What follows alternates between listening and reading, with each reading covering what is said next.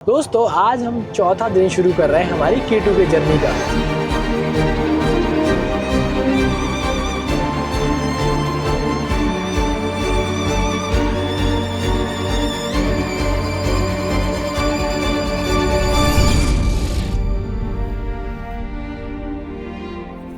सच कहूँ तो श्रीनगर की ठंड के बाद अब महाराष्ट्र में हल्की ठंड मुझे गर्मी जैसी लगती है।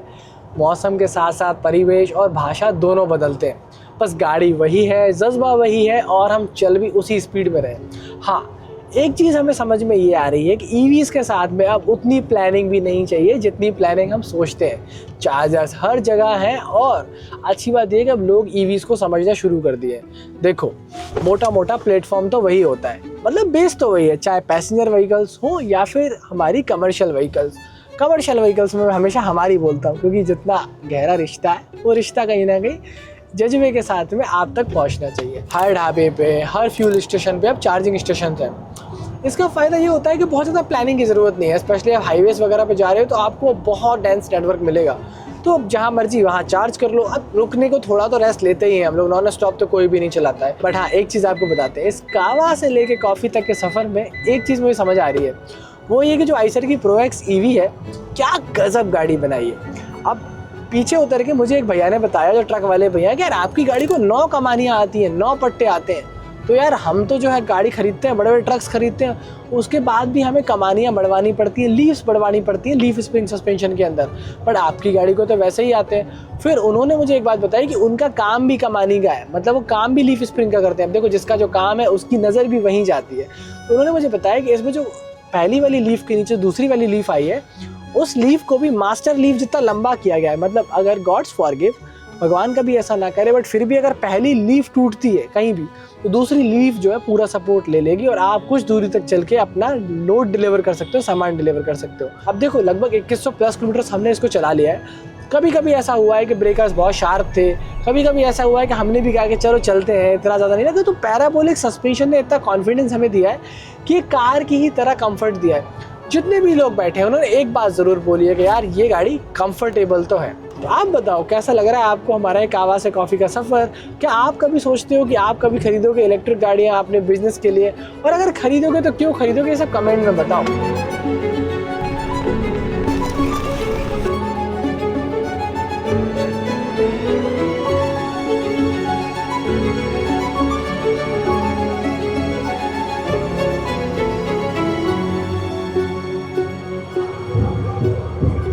दोस्तों, इलेक्ट्रिक व्हीकल के साथ रहने में कुछ चैलेंजेस तो हैं और ये चैलेंजेस प्रैक्टिकल हैं, अनप्रिडिक्टेबल हैं।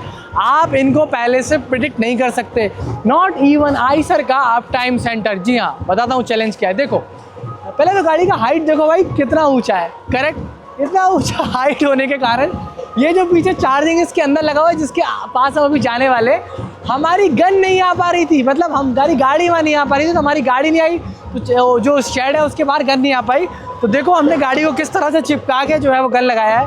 अगर मेरे कैमरा पर्सन नीचे से जाके दिखाएंगे तो दिखा पाएंगे कि ये झाड़ियों से प्रॉपर्टी का चार्जर होने के बाद भी प्रॉपर्टी के बाहर गन लगी है। तो pro x EV going strong. But हम फिलहाल जाते हैं, किसी की बारात लग रही है यार, अंदर किसी की शादी हो रही है, हम उस शादी में जाके आपको बताते हैं कि चार्जर कैसे। आ जाओ।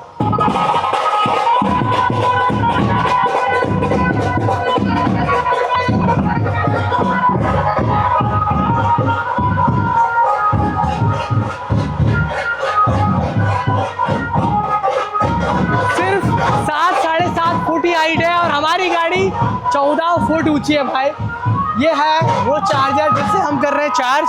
और गन देखो आप, यहाँ से घूम के जो है बाहर जाती है, यहाँ से घूम के जाती है और वहाँ हमारी गाड़ी रखी। तो ये चैलेंज वो है जो आइसर का अप टाइम सेंटर भी शायद सॉल्व नहीं कर पाए, क्योंकि किसी और की प्राइवेट प्रॉपर्टी की जो शेड हाइट है वो कोई कंट्रोल नहीं कर सकता, राइट। एक चीज़ ज़रूर है, इलेक्ट्रिक व्हीकल्स के साथ रहने का यही थ्रिल है और मज़ा भी। सच कहूँ तो अब तक सफ़र मज़ेदार रहा है और आज का सफ़र बहुत रोमांचक रहेगा, क्योंकि हम गुजर रहे हैं महाराष्ट्र से। हम लोग क्विकली फ्रेशन अप हुए और हम लोग बढ़ाए अपनी जर्नी को आगे।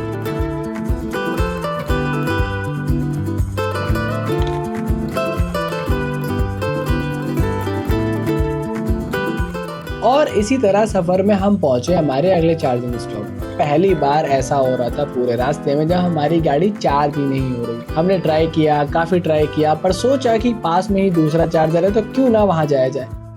दोस्तों अभी हम नासिक के सेंट्रल जेल के बाहर से जा रहे हैं और हमारा SOC 8% है। एक्चुअली हमें ना पीछे 2 चार्जर्स ने धोखा दिया है, ई ड्राइव में और एक और चार्जर था। तो ई ड्राइव हम जिस पर सबसे ट्रस्ट कर रहे थे BPCL का चार्जर, वो भी मतलब आप भी काम नहीं करा। तो एक ना एक बार हमें ये ज़रूर इस जर्नी में एक्सपीरियंस करना था क्या होगा। हालांकि अभी हम मिडवे ही है जर्नी में। अभी हमारे अगर टोटल किलोमीटर्स की बात करें रोड पर 3646 और टोटल जर्नी हमारी लगभग 2300 किलोमीटर्स की हो गई है। तो 2300 किलोमीटर का सफ़र कर लिया है हमने और 1300 किलोमीटर का हमारा सफ़र लगभग बाहर बचा हुआ था। ये 1300 किलोमीटर का और हम सफ़र करेंगे तो देखते हैं।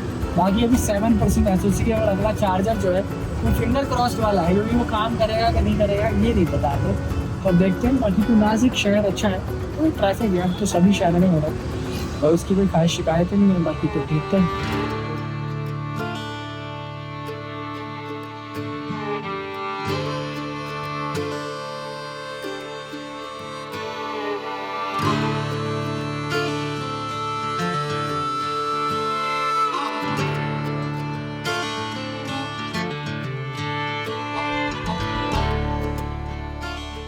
दोस्तों अभी लगभग शाम के 6 बजने वाले हैं। हम लोग central warehousing corporation Nashik के अंदर हैं।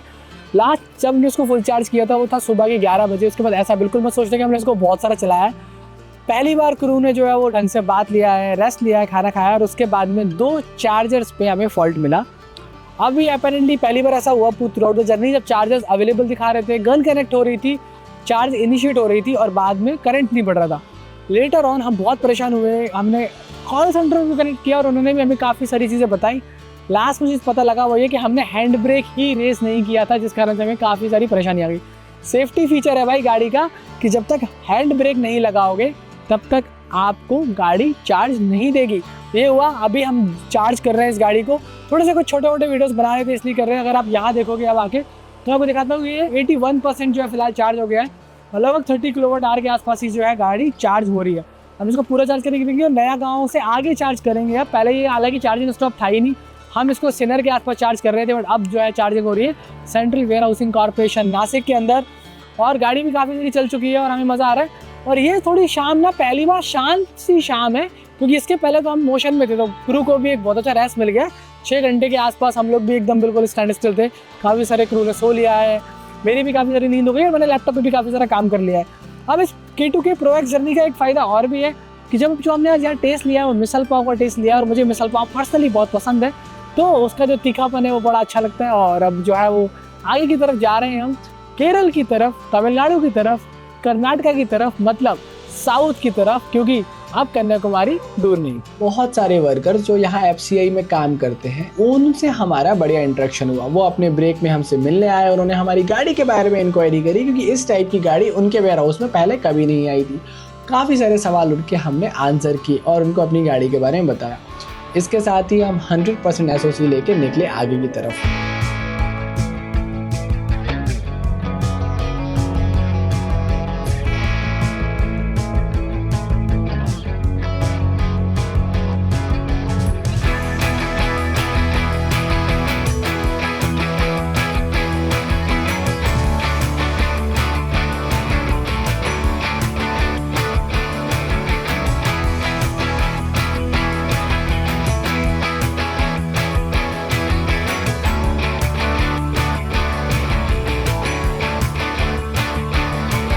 दोस्तों देखो, हम कश्मीर से कन्याकुमारी तो कर रहे हैं, चलो एक डेयरिंग एडवेंचर तो ले लिया, बट जब सड़क पे होते हैं ना तो बहुत सारी चीज़ें काम नहीं करती, क्योंकि ये हिंदुस्तान की सड़कें हैं।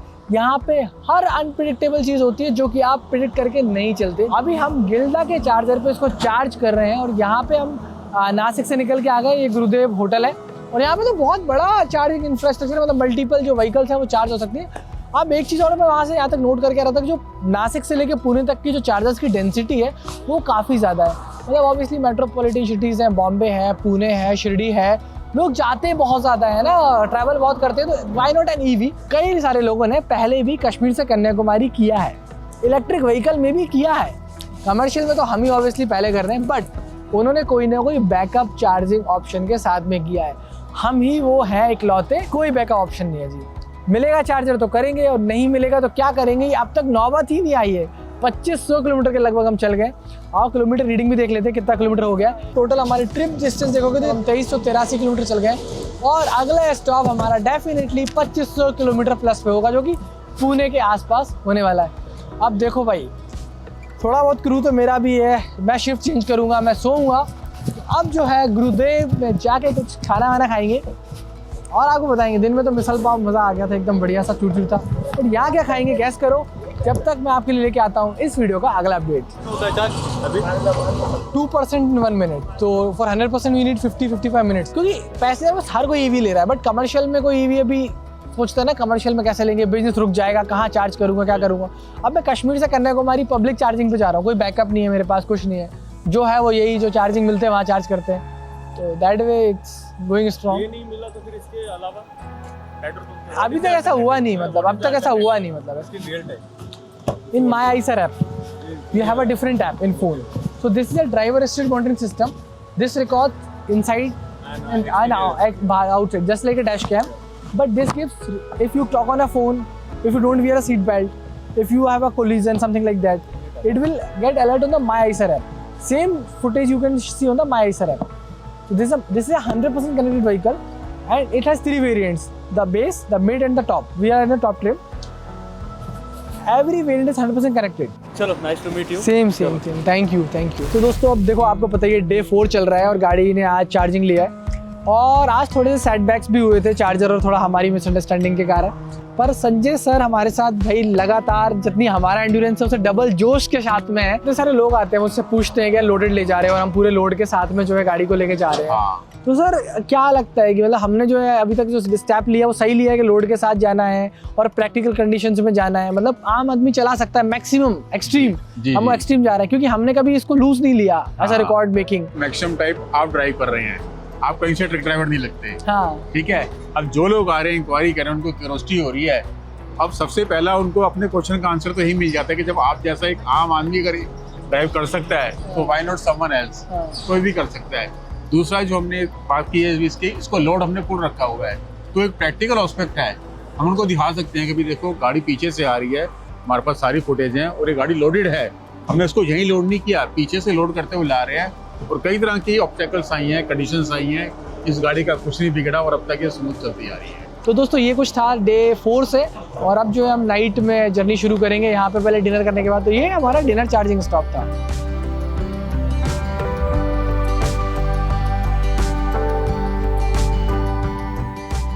रात को 10 बजे हमें मिले Vishal Vidhate. Vishal Vidhate Marathi commercial vehicles YouTube channel से आते हैं और मराठी में यानी कि रीजनल लैंग्वेज में बहुत बढ़िया वीडियोस बनाते हैं। उन्होंने ही हमारी प्रो एक्स ईवी को फिर आगे की तरफ ड्राइव किया और ये सफ़र आगे विशाल की जुबान से सुनिए। तो विशाल, वो जब मैंने आपको बताया कि मैं कश्मीर से कन्याकुमारी कर रहा हूँ, ठीक है, एक इलेक्ट्रिक पिकअप के अंदर, ओके, तो आपने मतलब व्हाट वाज योर रिएक्शन, क्या सोचा आपने कि क्या क्या क्या कर रहे हैं रमन बाजी, क्या कर रहे हैं? हम बहुत सारी ईवी देखते हैं अभी मार्केट में, और वो जो रेंज एंजाइटी रहती है और ये जो चार्जिंग इंफ्रास्ट्रक्चर है, तो मेरे मन में तो पहले ये डाउट है कि रमन भाई ये आपको सूझा कैसे, मतलब आपको मतलब क्या करना चाहते हो आप, क्योंकि ये जर्नी जो है वो काफी रिस्की भी हो सकती है। ठीक है, अभी आप कर रहे हो तो कुछ तो उसमें रहेगा, तो आई होप मैं भी इस जर्नी का पार्ट हूँ और आईशर जैसी गाड़ी में चला रहा हूँ तो कॉन्फिडेंस भी है, तो देखते हैं।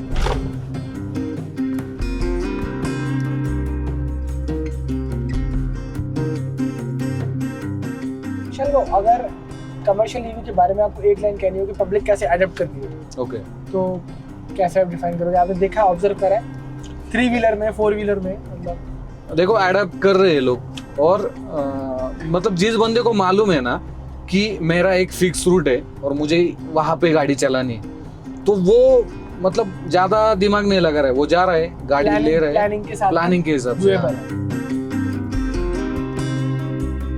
अच्छा विशाल, वो ये आपको कैसा लगा, केबिन कैसा लगा इस गाड़ी का? देखो केबिन काफी अच्छा है, और एक मैं चीज ये कहना चाहूंगा इस गाड़ी के बारे में, देखो नॉर्मली हम जो पिकअप देखते तो उसमें इतनी जो पोजीशन है ना जो ड्राइवर सीट की वो नहीं रहती, और जो हाथ का वजन है ना, मतलब आप देखोगे तो मेरा पूरा हाथ का वजन स्टेयरिंग पे जा रहा है। नॉर्मली पिकअप में क्या रहता है, वो नीचे रहता है स्टेयरिंग, तो फिर वहां पे वो यहाँ पे वो वजन आता है तो आदमी जल्दी थकता है।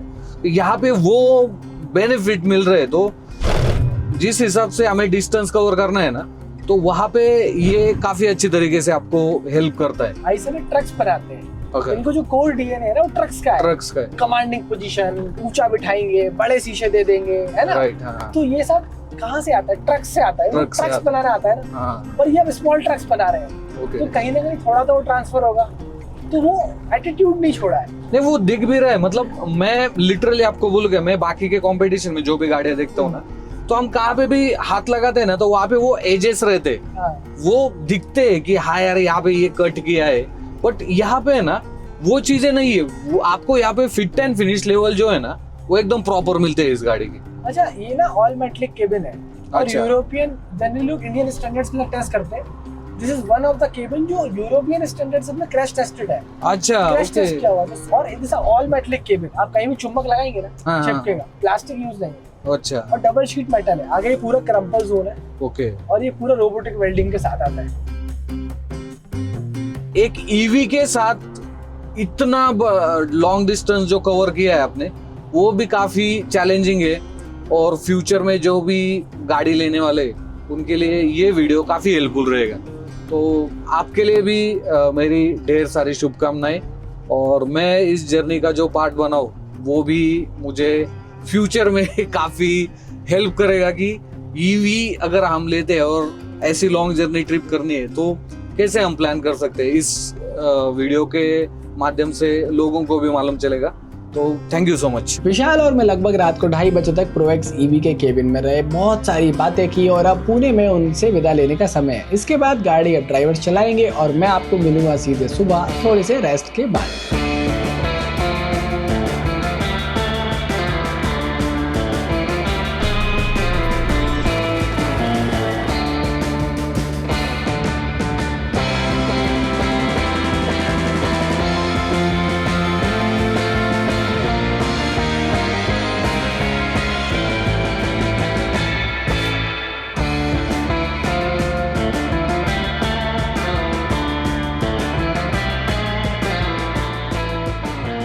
सुबह होते होते प्रोएक्स के साथ हम पहुंच गए थे हमारे डे 4 के लास्ट चार्जिंग स्टॉप। अब ये एक BPCL का चार्जिंग स्टेशन था, और यहाँ पर चार्जिंग करने का एक्सपीरियंस बहुत ही स्मूथ। मतलब हम अब इलेक्ट्रिक चार्जर्स के साथ में प्रोएक्स ईवी को लेके इतने ज़्यादा फ्लोलेस हो गए कि हमें हर एक चार्जिंग और ज़्यादा स्मूथ लग रही है।